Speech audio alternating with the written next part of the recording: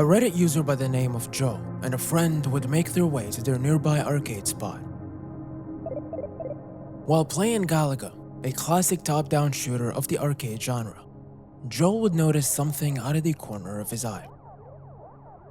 A strange arcade machine was idling, cycling through different displays, something that most arcades do when left untouched. However, this one was a bit different. It was cycling between the title screen, demo gameplay, and this. A missing children's screen. Joel, obviously confused at the sight, something he had never seen before, would walk up to the machine and snap a picture that he would then post on Reddit, asking for further information.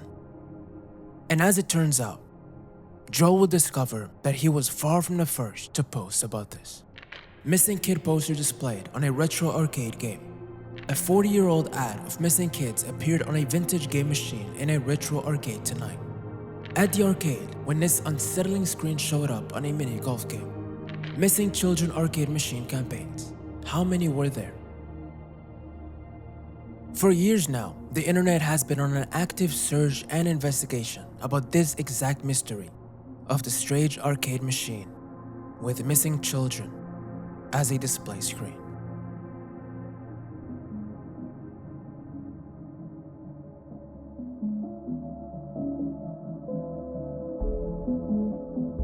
But how did these missing kids end up on an arcade in the first place? Well, in order to understand that, we first gotta go back in time, back to the 1980s and 90s. America was in the middle of its war on drugs campaigns, and back at that time, public service announcements were one of the primary techniques used to spread such messaging.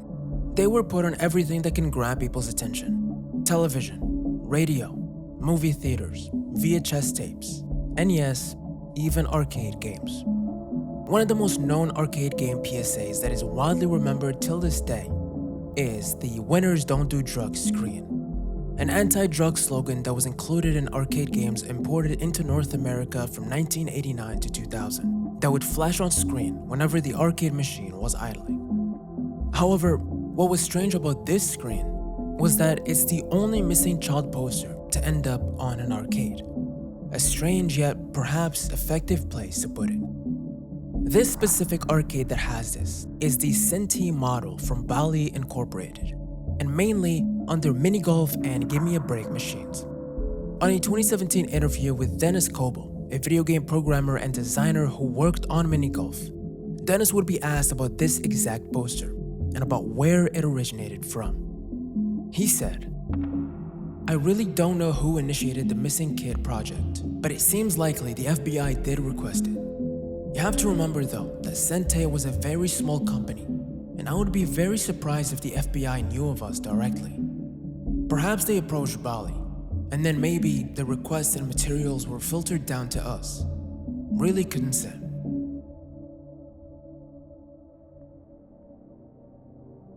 Okay, so we know how the kids ended up on the arcade, but the question still stands. What happened to the missing children themselves? On one of the oldest forum posts that we can find about this, that dates back to September of 2013, it reads, "Years ago, I remember seeing a mini golf arcade game in a gas station near me. I wasn't able to play it, but I remember watching the demo and seeing the screen with two missing boys pop up.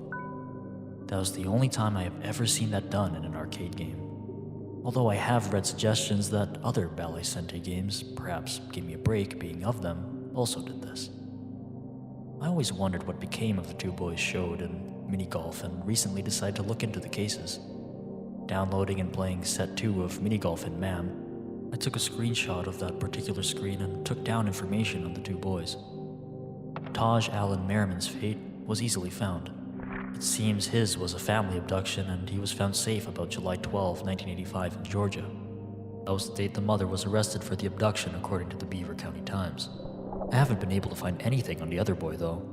His name is Stephen Philip Curtis, and according to the screen in game showing the two boys, he was born March 3, 1977, thus being 7 or 8 when the game was released. Had brown hair, green eyes, and was last seen in Hoquiam, Washington, November 1981. I'm curious if anyone knows of other Pally Center games that posted missing children ads, or if anyone was able to find anything out about Stephen Philip Curtis.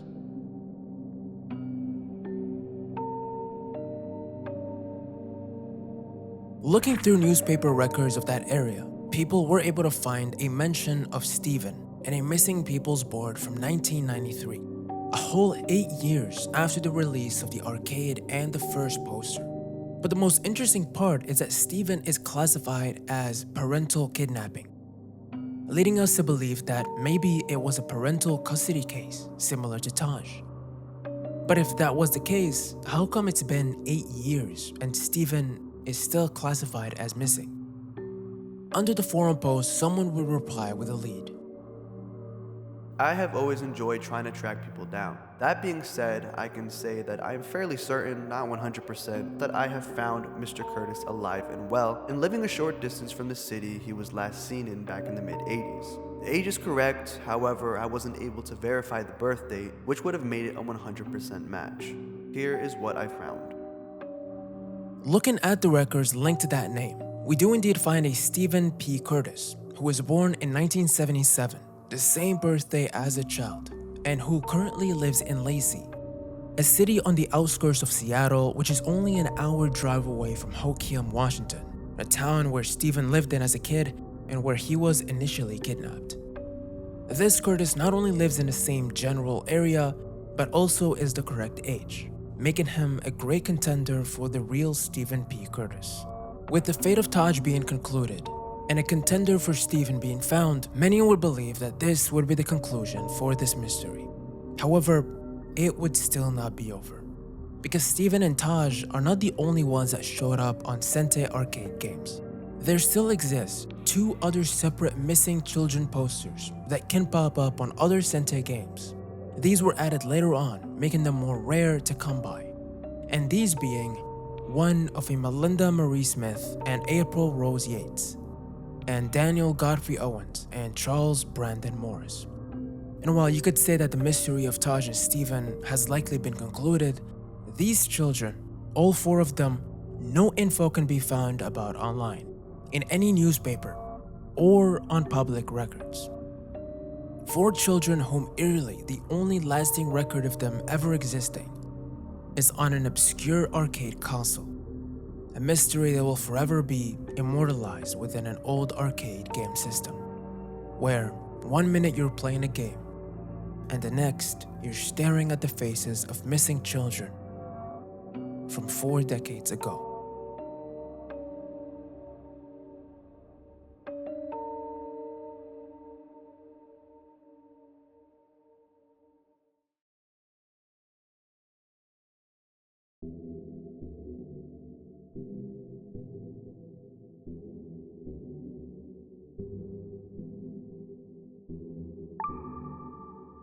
In November of 2020, a Japanese Twitter user by the name of Akihiro would tweet out this. Regarding the strange figure in live camera of Izu skyline, November 1st, 2020 at 6 a.m. Even though it's so bright, it's pitch black and disturbing. I feel like the size is also bigger than the average person. Anyone know more? With a link at the bottom that takes us to a live cam website that hosts live cameras of outdoor locations and sceneries from all across Japan. Hosted by the Shizuoka Prefecture Road Corporation, and more specifically, this live cam is of a remote road going up north to what seems to be Mount Fuji in a distance, Japan's tallest mountain. Now the site works on an hourly schedule. Every hour on a dot, all the cameras that are set up all over Japan take a picture. Akihiro wants us to see the picture that was taken at 6 a.m. in the morning of November 1st. I'm gonna take us in reverse chronological order of the photos taken that day, from early morning to late night. And let's see if we pick up on anything strange.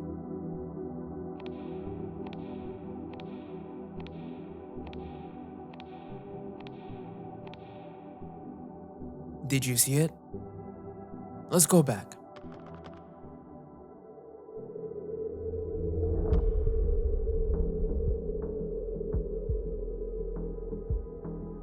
Just like the original tweet said, a strange figure captured in early morning randomly standing in an uncanny way in the middle of a remote road.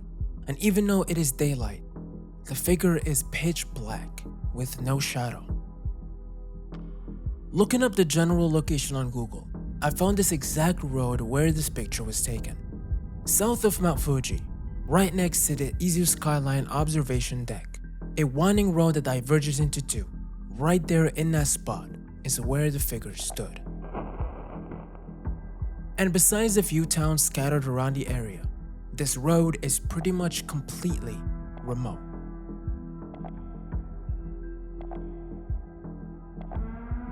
And so what in the hell is this person doing here? And where did they come from?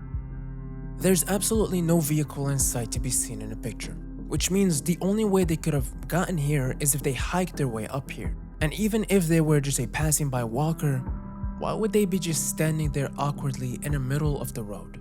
And that's without even taking in the fact that the figure is of course completely dark and missing a shadow.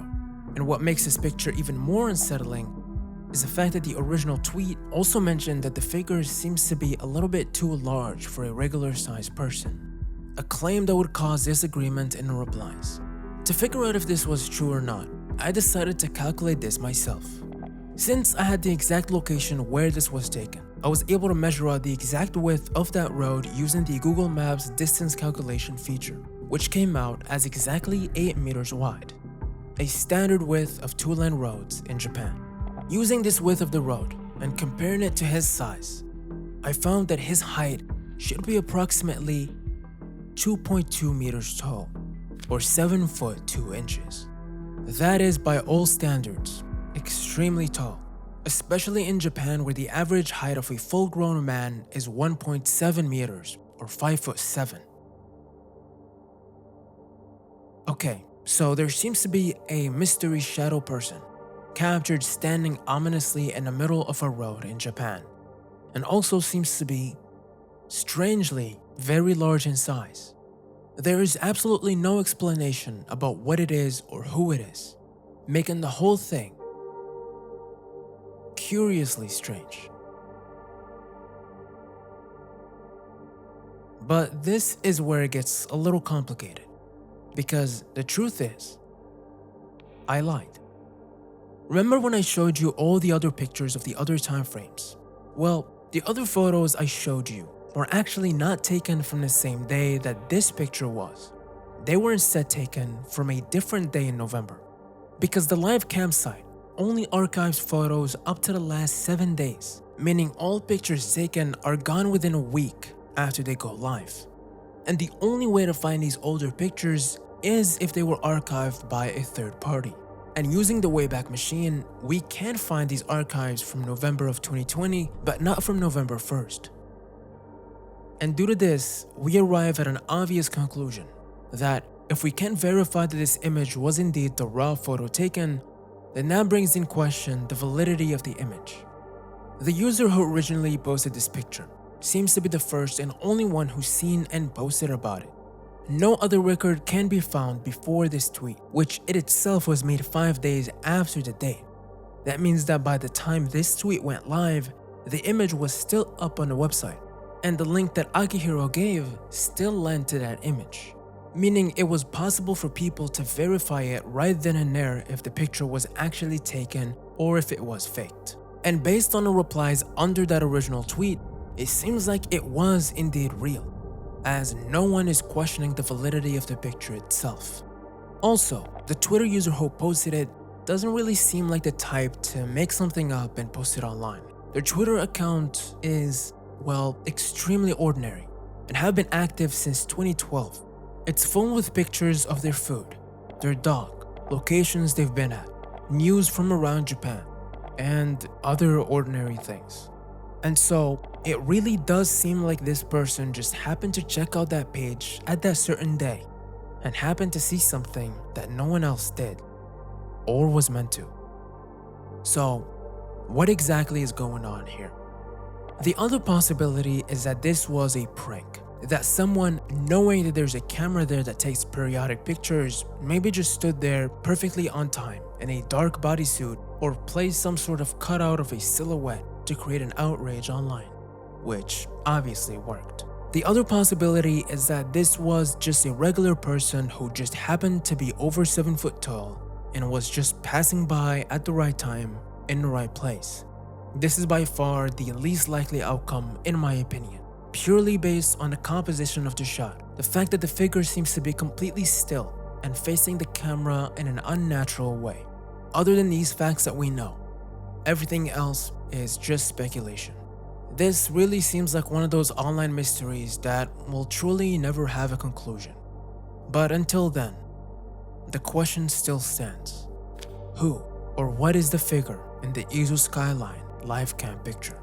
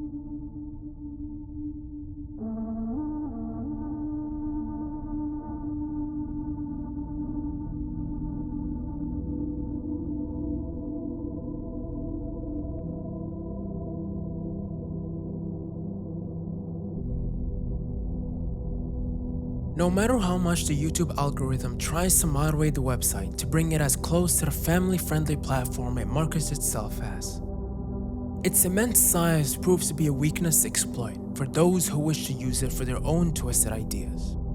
And so, as there is above a surface-level world of content that serves 2 billion plus people daily, so does below exists an uncommunicated underworld of extremely strange, deranged, illegal, and disturbing content to serve those who are on the fringes of society. The underworld of YouTube is infamous for its undefeatability in this regard.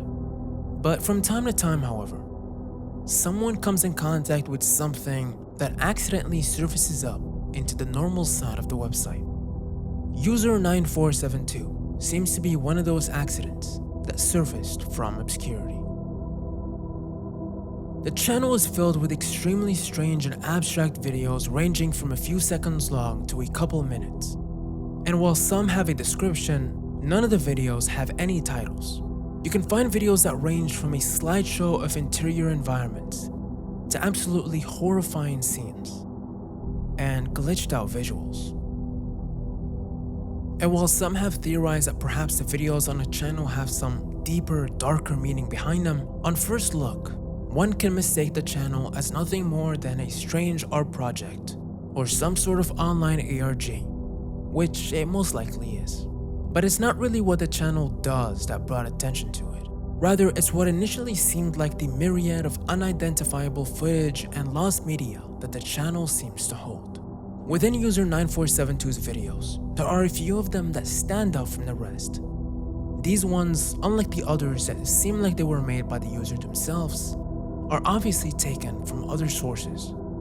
These include Bride, one of the very few with a name in a description, a 6-minute creepy shot of a person wearing a wedding dress standing ominously in the middle of nowhere, an old amateur-made cartoon animation of a horse and carriage, what seems like old footage of someone in strange clothing and speaking something into a mic on stage, and a woman standing in a body of water while holding a fish in her mouth.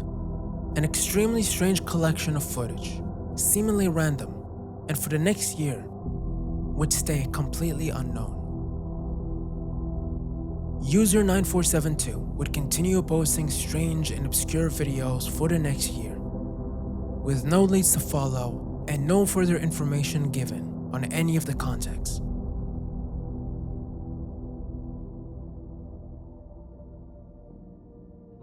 That was until very recently, where the first video on the channel would be recognized. Someone would discover that the video of the woman holding a fish in her mouth is actually a shot from an audition tape off of the show Survivor. More specifically, Stephanie Dill's audition from season 5. On the last episode of that season, called The Reunion, a few audition tapes were shown of characters on the show, and Stephanie's audition can be seen around the 24-minute mark, where the whole sequence plays out. And what first looked extremely disturbing in the initial video, with context, we realized it was just a joke within the show itself. And with the first video being finally found, this would motivate people to go out there and search for the rest. The animation video has been at least somewhat confirmed to have probably originated from Eastern Europe, around the Soviet era of cartoon animation. A Twitter account was found from Slovakia that seems to be linked to the YouTube channel, further confirming this connection. But other than the general time and location, nothing about this cartoon is known. And for the rest of the images and videos, nothing has yet to surface about them. It's very possible that, similar to the woman fish video, that the rest of these unknown videos are indeed not lost media, but just chopped up pieces of some well-known show or film, and that it's only a matter of time before someone comes along that recognizes a shot from somewhere. Stuff like this always makes me curious about what else is hidden within the obscure side of YouTube, and about how much lost media that is considered completely gone is just hidden on some unknown channel in some random obscure video. It makes me realize that YouTube is far bigger and stranger than anyone likes to acknowledge.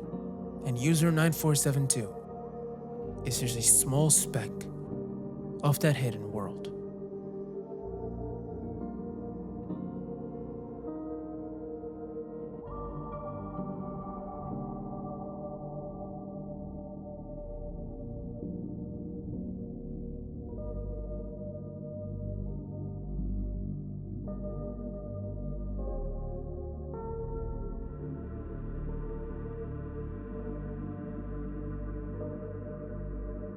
A little bit over a month ago, a Reddit user by the name of Educational Reach 489 would post a long thread on his page that would go on to be completely ignored. The thread is called Telepathic Harassment. I'm gonna read a shortened version to give you the general idea. Before I begin, I must make it clear that what I'm about to describe and unveil is true. It is no conspiracy theory. It's no hoax. If you don't want to be scared and have a terrible thought put into your head, turn around. Alright, so essentially what I'm about to tell you is something that shouldn't be possible. Telepathic communication. I have been getting harassed by people telepathically. What at first appeared to be my neighbors talking about me turned out to be people that were manipulating me. From there, my parents brought me to the hospital for having auditory hallucinations and delusions. I got hospitalized. Then these people would begin talking to me, sounding like they were always nearby, whether it would be under me in a multi-story hospital or a neighboring room. I didn't realize it wasn't real sounds, so I didn't realize the danger I was in. I ended up getting taken to a mental facility where I could still hear them in the ambulance. And then I arrived and thought they were speaking to me through the cameras. I was obviously diagnosed as schizophrenic and bipolar by the facility, but I assure you with 1000% certainty, this is humans. They're ensuring that I'll receive a bullet for posting this, or maybe worse, who knows. This harassment has been happening to me since right after my 21st birthday, so about 7 months on and off. Death threats and all-you-can-eat buffet of negativity, which I so happen to be experiencing as I write this. I'm hesitant to say this considering I'm stuck between not wanting to scare humanity and just informing the world. I'm choosing spreading awareness about how fucked up the world is. There's some evil people out in this world. I'm just a messenger who's probably gonna end up shot. My name is Ryan Matthew Carson. This is my story. Ryan is having an extremely tough time with something he called telepathic serial killers, a group of individuals who have targeted him and are using telepathic mind communication to completely ruin him and ruin his life. Throughout the text, Ryan explains the hell he went through in the last 7 months, slowly losing his mind, being admitted into mental institutions, and losing everything. He ensures us that he isn't insane, and that while he has taken drugs a couple months before this, and that he was diagnosed with schizophrenia, that this is without a doubt real people that are doing this to him. Ryan would continue to post on multiple random subreddits, including r/weird, r/sketch, r/questions, and r/scary, about his story and what he's dealing with, and again, without much attention paid to him. His next long thread that he would post is called Neurological Control Device, and in this one, he goes into more detail about everything, the people that are harassing him, the technology that they use, and more personal info. He goes on to say that people are being driven insane by a type of modern technology, and that he is one of the very few people who have survived this torture. He further describes the technology as being used by a group of psychopaths who use distorted voices with auto-generated responses to implement thoughts into your brain, that they can mess with your dreams, see through your eyes, and control your entire body. He claims that they have been threatening him and that they want him dead because he is the only one to survive this modern-day genocide and talk about it. And after reading this, Ryan would post an audio clip of himself explaining all this to his Reddit. So what I'm about to get into is pretty much the biggest secret in modern day history. It is a crime against humanity, and it's been committed against me, and I'm the only person who survived it. Essentially, it's a neurological device that people use and have been harassing people with, and I've survived this. And I'm uncertain if my memories will be wiped clean right now, but essentially this device can control your brain, so it allows these people to control anything that they want with you. They can see through my eyes, they can read my mind, they can implement thoughts, they can alter my dreams, they can try to lock me in a dream, but it didn't work. And they can implement thoughts in my brain. So my judgment is, if they can influence my brain and make things happen, they can essentially control my whole body. And they've been harassing me for months. This has happened 9 months ago. There's a lot more to this. Somebody, an organization near the government, they know about this, and I believe the technology was created by the Chinese. I've been in 3 healthcare centers due to this. I'm having to talk relatively quietly, but they've done everything they can to drive me crazy, and they might wipe my memory. And I have a lot more to say, and I might make another video, I'm not sure. I'm a normal person. I'm not crazy. I have dabbled with substances fairly much, so they recently just removed a memory of harassment they did to me last night, and it kind of altered my brain, I believe. And yeah, I'm just trying to let the world know.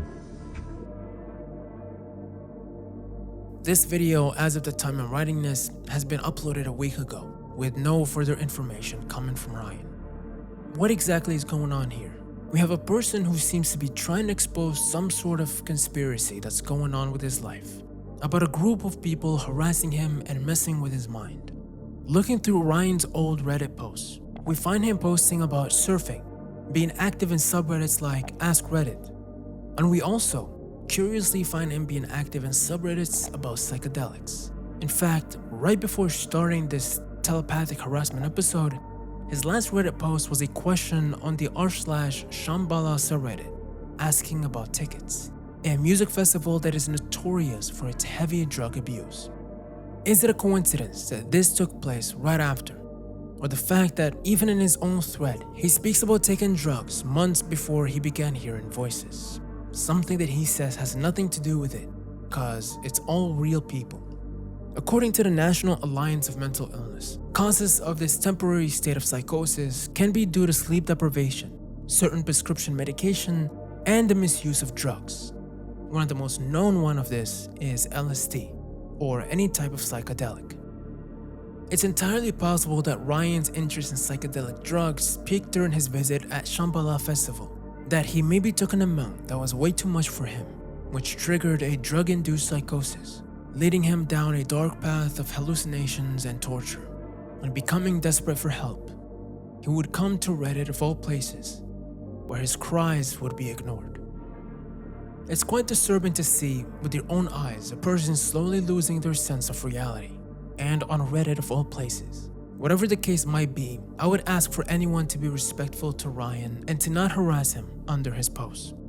This is obviously a dark period, I'm sure, for him and his family, that hopefully would pass by and be just a small dot on the dark corners of the internet.